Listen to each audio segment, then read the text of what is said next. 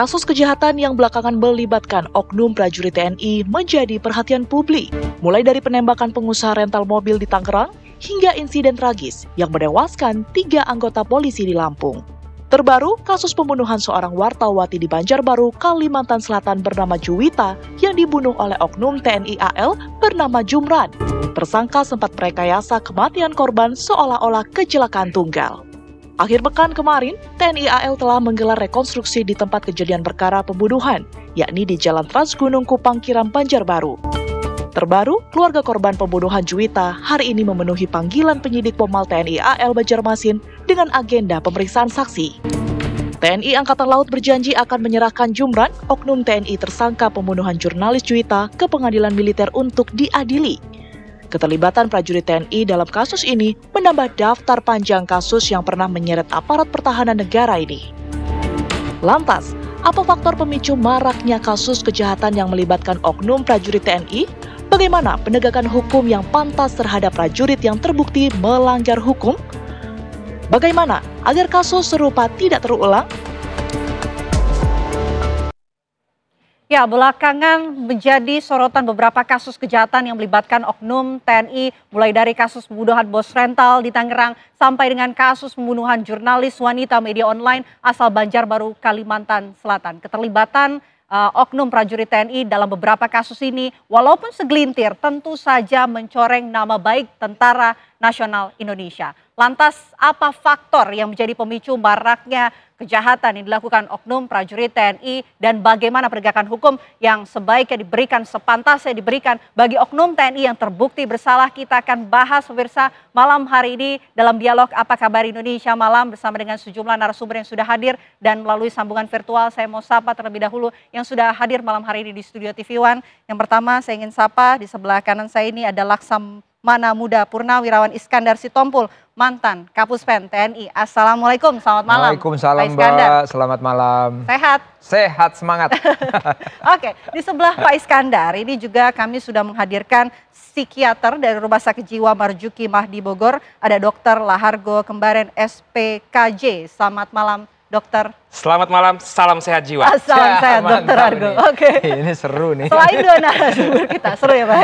Selain dua narasumber kita, pemirsa, kami juga sudah terhubung bersama dengan kuasa hukum keluarga korban, ini jurnalis wanita Juwita, sudah tersambung bersama dengan Pak Dedi Sugianto. Selamat malam, Pak Dedi. Selamat malam, Mbak. Oke, izin ya Bapak-Bapak, saya mau kesambungan virtual terlebih dahulu. Silakan. Bersama dengan kuasa hukum keluarga dari Juwita, karena kami ingin tahu begitu bagaimana kemudian yang sudah dilewati hari ini. Kabarnya pihak keluarga ada yang memenuhi panggilan dari penyidik TNI. Apa yang kemudian disampaikan dan bagaimana jalannya pemeriksaan terhadap keluarga hari ini, Pak Dedi? Terima kasih, Mbak. Jadi hari ini tadi betul sudah dilakukan pemeriksaan terhadap saksi, yaitu kakaknya korban. Nah, beliau ini setelah rekonstruksi dimintai keterangan sebagai saksi, karena sebelum terjadinya rekonstruksi itu memang saksi kakak korban itu belum diperiksa. Jadi ini sebelumnya ada satu kakak korban, yang kemudian yang kedua kakak ipar korban. Nah, yang hari ini ada tambahan lagi saksi, yaitu kakak korban yang bernama Satria begitu. Oke, lantas apa yang digali oleh penyidik begitu berkaitan dengan keluarga yang diperiksa hari ini? Apakah juga digali mengenai komunikasi terakhir dengan korban dan hubungan bersama dengan pelaku, Pak Dedi? Betul, tadi sudah diperiksa dan ditanyakan berkaitan dengan bagaimana komunikasi tersangka dengan keluarga korban. Ini berkaitan dengan peristiwa yang melatar belakangi sebelumnya, sehingga korban pada saat itu menunjukkan ya etikat baiknya untuk bertanggung jawab terhadap korban, sehingga terjadilah pertemuan antar keluarga tersebut. Nah, itu yang disampaikan oleh kakak korban, yang disampaikan kepada penyidik Pomal. Adakah fakta baru yang telah ditemukan oleh pihak keluarga berkaitan dengan peristiwa pembunuhan yang melibatkan Juwita ini, Pak Dedi? Jadi terhadap fakta-fakta hukum memang sudah disampaikan semua kepada penyidik, karena memang peristiwa ini sudah berjalan sejak ditemukannya korban Juwita di lokasi, di TKP, kemudian ditindaklanjuti oleh korban, kemudian didapatkan ada komunikasi antara korban dengan tersangka pada saat terakhir. Itu semua sudah diserahkan, kemudian terhadap bukti baru mungkin yang ditemukan oleh penyidik seperti itu. Nah, selain itu juga semua hal yang berkaitan dengan komunikasi antara korban dengan tersangka itu juga sudah disampaikan oleh keluarga korban terhadap penyidik. Jadi keluarga korban sangat kooperatif demi terangnya perkara ini bisa terbuka dan secara transparan. Begitu. Oke, Pak, kami ingin minta konfirmasi. Jadi hubungannya apa antara pelaku dan juga korban, Pak? Jadi memang pada saat awal itu ada perkenalan ya, kemudian memang ada terjadi peristiwa di mana korban mendapatkan pemaksaan seperti itu untuk berhubungan seksual. Nah, setelah itu korban tentu meminta bagaimana tanggung jawab korban terhadap peristiwa tersebut. Nah, kemudian tersangka itu menanggapi pada saat itu dengan positif tentu, yaitu bertanggung jawab untuk menikahi korban. Nah, rencananya pada bulan depan, bulan Mei, itu akan dilaksanakan pernikahan antara korban dengan tersangka. Namun terhalang dengan terjadinya insiden seperti ini, justru malah si korban akhirnya kehilangan nyawanya. Oke, termasuk juga dengan jalannya rekonstruksi yang kemarin sudah digelar begitu Pak. Apa yang kemudian ingin disoroti oleh tim kuasa hukum keluarga dari proses rekonstruksi kemarin, Pak? Jadi terhadap rekonstruksi kemarin itu memang fokusnya adalah kepada modus operandi dilakukannya peristiwa pembunuhan. Bagaimana pembunuhan itu dilakukan secara terencana dan matang karena jeda waktu itu cukup panjang ya. Jadi tidak seketika dilakukan oleh korban untuk menghilangkan nyawa korban. Nah, proses itu panjang dari mulai tersangka menyewa mobil, kemudian menjemput korban, sampai dilakukanlah tindakan kekerasan seksual, sampai kemudian dihilangkan nyawanya korban, dan kemudian korban diletakkan di daerah Gunung Kupang. Jadi sekaligus juga sepeda motor korban itu juga dibuang di samping jenazah untuk mengelabui bahwa itu terjadinya laka lantas. Sehingga proses itu begitu panjang dan itu sudah menunjukkan mens rea atau sikap batin dari tersangka dalam melaksanakan perbuatannya, aktu serius, sehingga ada jeda bagaimana perencanaan itu bisa berjalan sampai dengan hilangnya nyawa korban, dan kemudian barang bukti juga ikut dihilangkan seperti handphone korban, sepeda motor sebelumnya juga dicuci seperti itu, dan tas korban juga hilang. Oke, baik. Menarik kalau kita tangkap beberapa poin disampaikan oleh kuasa hukum keluarga bahwa pembunuhan ini setelah proses rekonstruksi bagi tim kuasa hukum ini terencana begitu dan ada hubungan antara pelaku dan juga korban di mana keduanya ini sepakat akan menuju ke jenjang yang lebih serius tapi peristiwa ini terjadi. Saya mau minta respon dari Pak Iskandar, Pak, melihat kasus ini apa yang Anda soroti? Jadi pertama ya saya purnawirawan TNI ya sangat ya sedih lah ya kejadian ini. Jadi ya kepada keluarga almarhum Juwita ya kita turut berduka cita yang dalam kepada keluarga besar. Itu kepada keluarga besar. Nah, kalau saya mau menyoroti di sini, ini kalau saya lihat, saya baca ini artikelnya. Ini usianya muda. Ya. Kalau saya tidak salah 30 tahun. Ya. Tentunya di sini kita TNI pada saat menerima calon prajurit itu tentunya dalam seleksi, khususnya psikonya nanti itu harus diperketat lagi. Ini dari saya. Kenapa saya katakan begitu? Zaman saya, waduh, psiko itu ampun deh, ya, tidak main-main. Mulai dari A sampai Z ditanya, mulai dari keluarga, saudara terdekat, sehingga apakah ada keturunan-keturunan yang modelnya nggak bisa dikendalikan dan lain sebagainya. Begitu ada catatan satu, nggak bakalan lulus. Dulu zaman saya itu nggak bakalan lulus, padahal orangnya hebat. Tapi psikologi tes maksudnya? Psikologi tes, mungkin nanti bisa tanya sama di sebelah saya nih yang lebih jago lagi nanti. Itulah di zaman saya, itu yang pertama saya menyorotin ini. Terus kedua, saya lihat mungkin pengawasan. kalau di zaman saya dulu itu, kita itu di situ TNI itu selalu ditekankan itu Sumpah Prajurit, Sabta Marga, Pancasila itu kita selalu mengucapkan setiap malam. Ya, zaman kita di pendidikan. Demikian juga pada saat setelah kita tamat. Itu ada jam-jam komandan, jam-jam kepala untuk mengingatkan. Ya, apa itu gunanya? Memitigasi anak-anak prajurit-prajurit kita ini kan, mereka umur muda kan, temperamen tinggi, ya kan, bisa aja meledak-ledak. Namun itu semuanya difilterin dengan itu. Seminggu sekali jam komandan, seminggu sekali jam kepala bagian. Itu apa? Mengevaluasi. Ini zaman saya pernah jadi komandan, jadi kepala semuanya. Saya cari itu. Kasus-kasus yang rame, misalnya ada ya rental mobil lah katakan bilang dulu dan lain sebagainya yang di Aceh di mana-mana. Itu kita jadikan satu topik, lu mau kemana sih nih tentara, kenapa kita jadi begini nih? Jangan memalukan dong, ayo kita diskusi, kita terbuka semuanya. Semuanya jadi pembelajaran, bersama-sama. Itu semua satuan begitu. Saya yakin TNI sekarang masih begitu. Saya yakin masih begitu. Nah, namun ini perlu ditambah lagi lah volumenya. Kenapa saya bilang ditambah volumenya? Sekarang hidup ini kita jet-jet itu di mana-mana ada loh. Media, semua itu udah nggak ada lagi, nggak ada batasan lagi. Nah, itu mungkin yang bisa melihat bagaimana prajurit-prajurit ini jadi kadang-kadang lupa ya. Contoh misalnya lupa apa? Lihat gaya hidup sekarang semua orang. Wah, dia begitu, wah dia begini. Nah, ini perlu difilterin. Pada saat jam-jam komandan yang setiap minggu atau 2 minggu sekali. Bahkan kita bukan zaman saya nih ya, saya yakin sekarang juga begitu. Istri-istri juga dikumpulin tuh semuanya. Lo jangan begini lo jangan banyak fashion doang lo begini. Intinya ada training begitu ya? Ada semuanya kita. Nah, prajurit bukan tidak ada juga.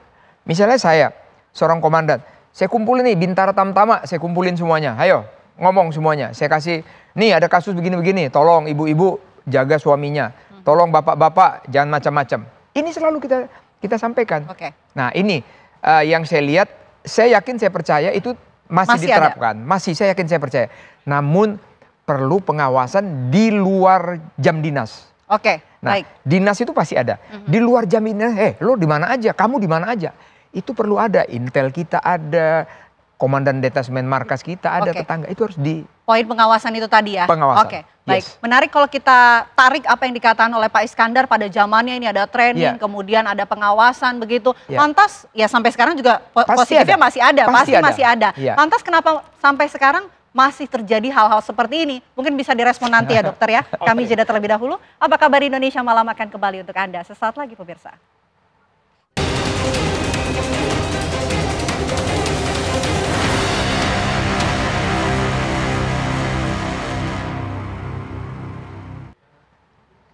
Anda kembali menyaksikan Apa Kabar Indonesia Malam. Kita lanjutkan dialog kita. Kalau tadi kita sudah dengar begitu pernyataan yang disampaikan oleh Purnawirawan TNI menyoroti kasus yang melibatkan oknum TNI yang membunuh jurnalis wanita. Saya mau minta tanggapan dari Dr. Argo. Dr. Argo, ini pembunuhan kok dikatakan oleh kuasa hukumnya terencana begitu dan dipersiapkan dengan matang. Anda menyorotinya seperti apa? Ya, jadi perilaku kekerasan atau agresivitas itu merupakan suatu proses yang kompleks sebenarnya ya. Sangat bergantung pada kapasitas mental dari seseorang.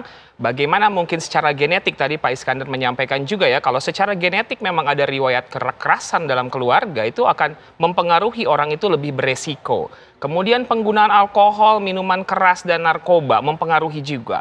Peristiwa-peristiwa traumatis yang pernah dialami dalam hidupnya, tontonan tentang kekerasan, pengalaman-pengalaman hidup, itu adalah kapasitas mentalnya.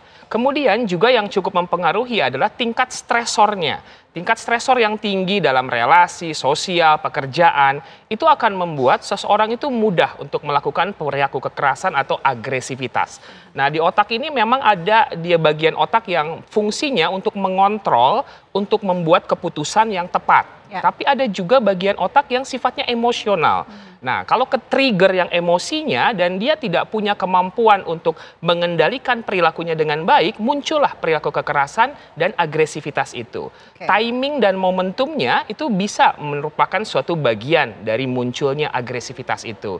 Jadi tentunya perlu ada pemeriksaan lebih menyeluruh ya terhadap kondisi psikologis, kesehatan mental, sehingga kita bisa melihat bagaimana munculnya perilaku kekerasan ini, apa alasannya, apa tujuannya, sehingga akan lebih lengkap dia pemeriksaan tersebut. Oke, kalau kita lihat pelaku ini ketika proses rekonstruksi begitu tenang dan tidak terlihat begitu gugup. Anda melihat dari sisi psikologis pelaku ini seperti apa? Setiap orang yang berhadapan dengan situasi yang tidak dia harapkan ataupun sedang dalam keadaan stres atau tertekan, pasti akan ada respon psikologis. Bisa dia fight gitu ya, bisa dia flight, bisa freeze seperti itu dia ya, kayak nambing, bengong atau isolasi afek dan lain sebagainya. Jadi kita nggak bisa melihat hanya dari ekspresi saja, tapi nantinya perlu ada suatu wawancara, interview yang terstruktur untuk memastikan apa yang sedang dia rasakan, bagaimana keadaan emosional dan mentalnya.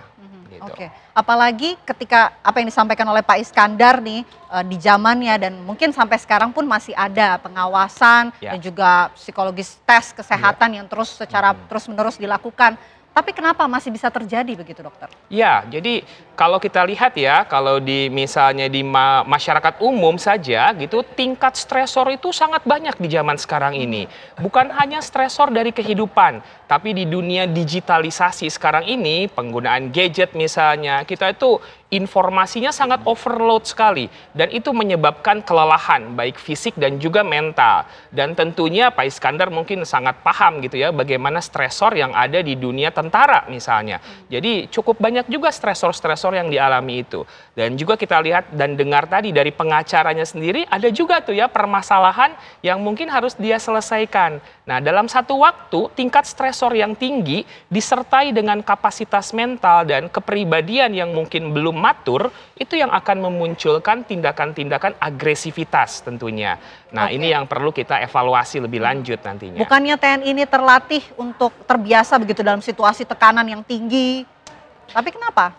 Kemampuan manajemen stres setiap orang itu berbeda-beda. Sehingga penting sekali orang tuh punya manajemen stres. Bagaimana dia mengelola tingkat stres yang dialami agar kemudian mendapatkan keputusan-keputusan yang nantinya itu tidak memberikan konsekuensi yang negatif. Nah, kalau sekarang ini kan konsekuensinya sangat negatif ya, karena pengambilan keputusan yang dilakukan oleh yang bersangkutan itu ternyata memberikan efek seperti itu. Oke, sekarang saya mau kembali ke Pak Dedi kalau begitu selaku kuasa hukum keluarga korban. Pak Dedi, apa yang kemudian menjadi tuntutan dari pihak keluarga untuk bisa diusut, apa yang ingin didapatkan oleh pihak keluarga, Pak Dedi? Terima kasih, Mbak. Jadi memang pihak keluarga tentu kemarin juga mengikuti proses rekonstruksi itu dari awal sampai akhir. Bagaimana cara tersangka untuk menghilangkan nyawa korban, yaitu dengan cara dipiting, kemudian dicekek, bahkan ada yang mendahului sebelumnya. Nah, bahkan pada saat jenazah ditemukan, pihak tersangka ini ada menyampaikan bela sungkawa seolah-olah dia memang tidak mengetahui dan ikut berduka terhadap hilangnya nyawa si korban. Nah, ini kan sesuatu perencanaan yang bagaimana agar menutupi perbuatan yang telah dia lakukan terhadap korban. Pak Dedi, mohon korban maaf. merasa tentu keluarga korban, ya. Ya, mohon maaf, ini katanya ada bela sungkawa yang disampaikan oleh pelaku. Bela sungkawa apa Pak yang disampaikan? Ya, atas meninggalnya kepada kakak korban. Bahwa atas meninggalnya si korban Juwita tersebut. Makanya pada saat ditemukannya di jenazah dan dikabarkan bahwa si korban Juwita itu meninggal dunia, ada bela sungkawa ucapan dari si tersangka kepada korban. Nah, ini kan tentu untuk menutup alibi bahwa tersangkalah yang sebenarnya telah menghilangkan nyawa korban. Hal ini kan tentu menjadi pukulan psikologis juga ya bagi keluarga korban bahwa ternyata tersangka inilah yang akhirnya justru menghilangkan nyawa korban. Nah, tentu saja dengan adanya hal tersebut, keluarga korban meminta dan berharap agar proses hukum ini bisa berjalan dengan maksimal, peristiwanya utuh, kemudian fakta-fakta hukum serta bukti semuanya bisa dibuka dan kemudian terhadap tersangka bisa dituntut sesuai dengan pasal yang telah dia lakukan, yaitu pasal 340 KUHP. Hal tersebut tentu menjadi konsen bagi kami juga sewaktu kuasa hukum dari keluarga korban agar ikut juga mengawal proses ini agar sampai tuntas. Selain ada bela sungkawa juga, ada satu hal juga yang menarik ya, yang mungkin perlu kami sampaikan, bahwa si tersangka ini sempat mengirim uang kepada keluarga korban untuk melaksanakan pemakaman korban tersebut. Namun pihak keluarga korban sudah mengembalikan uang tersebut berdasarkan hasil, ternyata kekecewaan ini adalah dari alibi yang dimunculkan oleh tersangka kepada keluarga korban, begitu. Oke, lantas apa yang akan dilakukan oleh pihak kuasa hukum keluarga begitu selanjutnya untuk bisa membantu proses hukum agar bisa terbuka terang benderang seperti yang diharapkan oleh pihak keluarga? Jadi kemarin kami sudah berdiskusi banyak hasil melihat dari rekonstruksi dan kami sudah mengirimkan surat kepada pihak penyidik ya, agar dikedepankanlah scientific criminal investigation guna mengungkap tabir ini secara utuh, yaitu ada beberapa hal yang kami minta dilakukan uji forensik. Yang pertama adalah terhadap cairan sperma di tubuh korban dalam jumlah dan volume yang cukup banyak seperti itu. Apakah ini memang sperma ini hanya ada DNA pelaku atau ada pihak lain, ya. Nah, kemudian yang kedua yaitu dilakukan digital forensik terhadap handphone tersangka agar mengetahui dengan siapa saja tersangka ini berkomunikasi sebelum terjadinya perbuatan pembunuhan ini sampai telah dilaksanakannya perbuatan pembunuhan ini. Itu untuk membuka tabir itu menjadi seutuh-utuhnya seperti itu. Kemudian yang ketiga, kami juga meminta agar dilakukan tracking terhadap GPS karena mobil yang digunakan oleh tersangka ini kan mobil rental seperti itu. Tentu di mobil rental itu kan selalu menggunakan GPS sehingga akan diketahui pergerakan dari tersangka itu mulai dari ketemu korban sampai dia mengembalikan mobil tersebut ke rental. Nah, kemudian hasil dari tracking itu kami berharap tentu ada jalan-jalan yang di mana ada CCTV sehingga bisa juga akan diketahui apakah di dalam proses tersebut ada melibatkan pihak-pihak lain atau memang pelaku sendirian melakukan. Nah, itu juga yang kita harapkan dan alhamdulillah tadi hasil komunikasi dan koordinasi dengan penyidik akan menindaklanjuti atas permohonan kami untuk dilakukan scientific crime investigation tersebut. Oke, baik Pak Dedi, ada kecurigaan untuk adanya pelaku lain kah? Jadi memang ada hal-hal yang mungkin menjadi pertanyaan ya bagi kami dan rekan-rekan yang lain, termasuk juga keluarga korban, yaitu tadi adanya sperma dalam jumlah yang banyak di tubuh korban. Kemudian itu kan mobil setelah digunakan untuk membuang jenazah korban, sepeda motornya tidak berada di lokasi sehingga ada orang yang mengantarkan sepeda motor seperti itu. Nah, makanya kami berharap dengan adanya scientific crime investigation ini dengan menggunakan ilmu pengetahuan dan teknologi, kami berharap ini akan menjadi clear dan terang seperti itu. Oke. Nah, ini tentu saja menjadi harapan bagi keluarga korban agar apabila ada pihak-pihak yang memang ada kaitan dengan tersangka dalam terjadi peristiwa ini agar bisa dilakukan pemeriksaan seperti itu.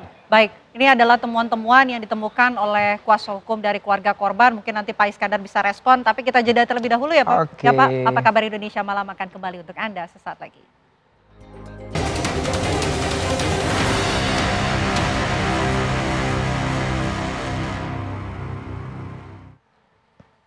Kita lanjutkan dialog kita, saya mau minta tanggapan ya, mungkin analisa dari Pak Iskandar selaku Purnawirawan TNI atas kasus yang dilakukan oleh oknum TNI ini. Temuan-temuan yang tadi sudah disampaikan oleh kuasa hukum, analisa Anda.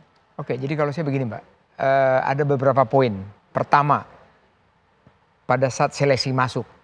Seleksi masuk ini analisa saya tentunya panitia itu harus lebih ketat. jangan mentolerir ada sesuatu yang di luar dari format psikolog. Jadi kalau memang enggak, jangan diterima. Jangan ada ragu-ragu. Ini saya soroti di situ. Kenapa? Tadi dari pengacara kan mengatakan orangnya tenanglah dan sebagainya dan sebagainya.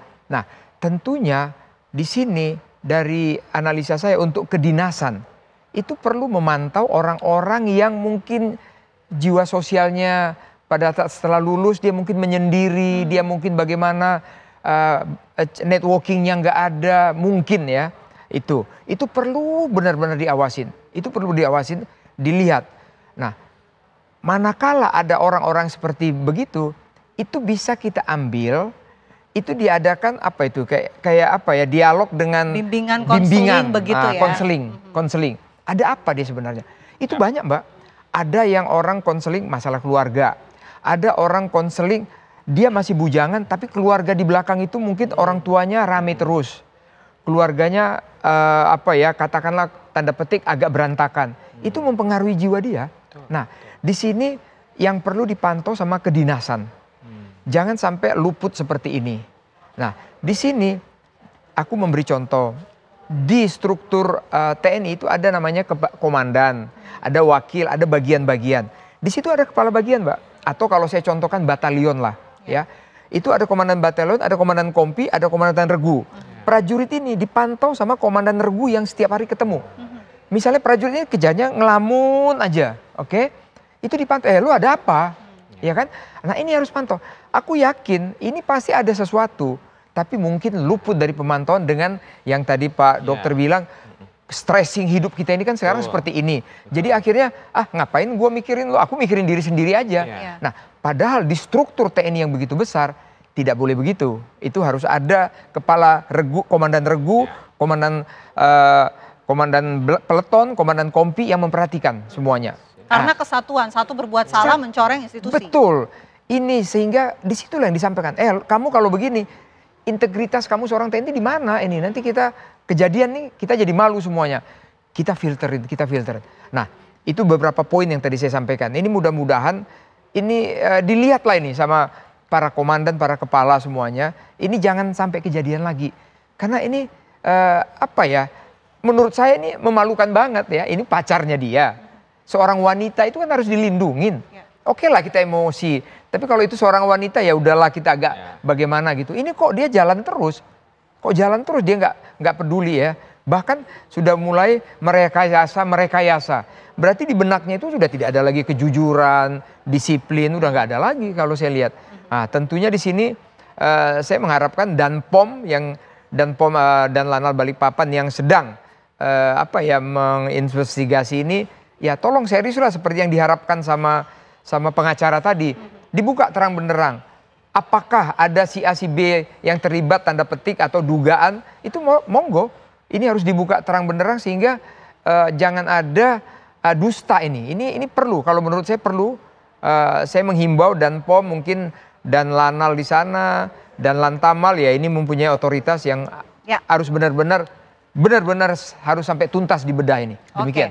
Pak Dedi, kalau dari pihak kuasa hukum keluarga, apakah sudah ada informasi kapan akan dilanjutkan pemeriksaan saksi berikutnya dan pengadilan jalannya persidangan? Selanjutnya belum ada kami dapatkan informasi siapa-siapa lagi akan didalami oleh penyidik untuk dimintai keterangan terkait dengan perkembangan ini. Namun yang kami sambut positif adalah akan ditindaklanjutinya permohonan kami, akan dilakukan scientific crime investigation terhadap barang bukti tadi. Nah, itulah yang menjadi konsen kami agar diketahui DNA siapa saja yang ada di dalam sperma di rahim korban, karena di dalam rahim korban itu ditemukan hasil autopsinya ada memar dan bengkak seperti itu. Baik.